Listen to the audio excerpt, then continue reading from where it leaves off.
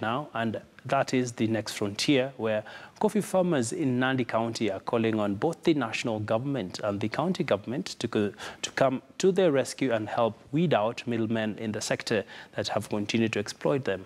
Well, Philip Keitani on this week's Frontier tells us how a farmer in Nandi is happy with the middlemen.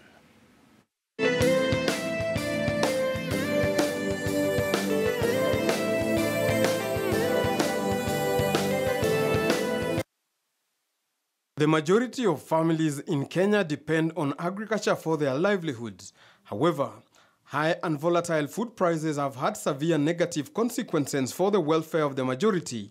Improving the efficiency of the agricultural markets is therefore a priority. For ages, the agricultural supply chain have been dominated by middlemen with substantial market power.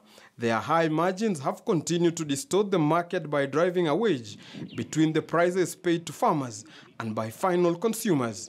Meet Mzee Raymond Chelule, a retired civil servant from Tinderet, Nandi County, who feels he has never received a fair price for his coffee because of excessive exploitation by middlemen.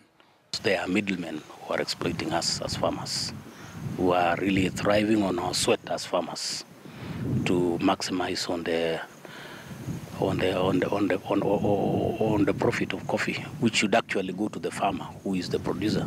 Unfortunately, for farmers like Chelule, market power lies in the fact that middlemen are better informed about market conditions, especially the prices further down the supply chain. This raises the possibility that if the farmers are well informed, better access to market information can increase the prices that they receive from the middlemen, thereby increasing their income and helping them make better production decisions. The past history of coffee in Kenya has not been very good in terms of pricing. And I am only hoping that there will be more reforms in the coffee sector, particularly regarding the marketing of coffee, to allow farmers at some stage to sell their coffee direct to the export market. That is when they can fetch the better prices. But as at the moment, we are still relying on middlemen. A number of recent empirical papers have investigated the effects of better market information on producer prices, although results are mixed. However, few of these studies are able to model explicitly how a farmer can use price information when bargaining with a middleman. It is normally assumed that a farmer receives a higher price when he is informed because he is risk-averse. We're only hoping the government will, in some case, will do reforms to get rid of these middlemen, both in coffee and even in the tea sectors. Despite all these challenges, the vibrant reforms that have been implemented in Kenya's coffee sector have encouraged smallholders to cultivate the cash crop with renewed vigor. However, some smallholder farmers had in the recent past abandoned coffee growing, citing mismanagement of cooperative marketing societies. A raft of reforms that have allowed direct marketing of the commodity have encouraged farmers to cultivate the crop with gusto. Ruiru 11 variety seems to be the best variety for this area. Well, although now we have this Batian variety, but I have not done very well with that plant. And I feel maybe the farmers have been taken for a ride by introducing that variety, which is now dominating the dominant variety supplied by the Coffee Research Foundation. Mzee Chelule harvests and pulps his own coffee, then takes it for milling. This ensures that the quality of his coffee is not compromised, and this is how he has been able to attract better prices for his coffee. I'm marketing my coffee now to Coffee Management Services mill in Eldoret, where they mill my coffee and market for me.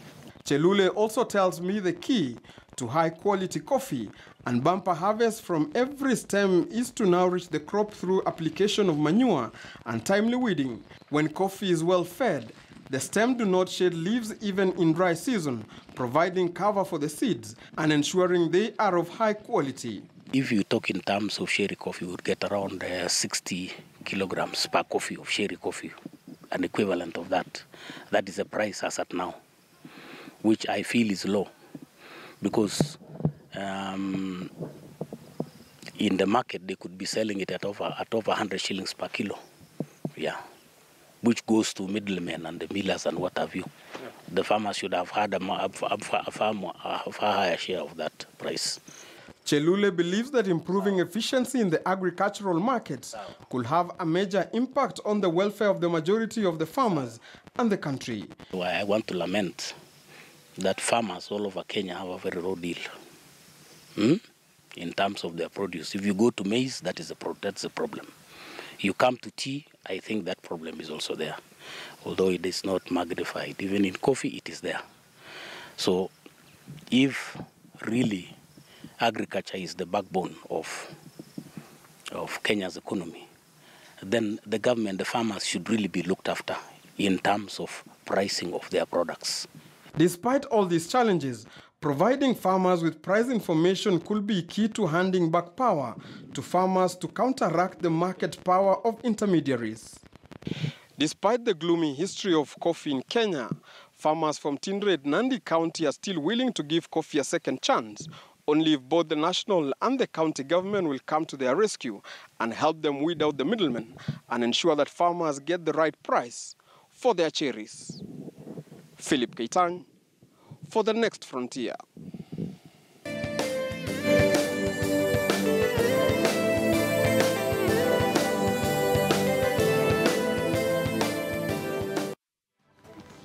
Quite an interesting dose there of The Next Frontier.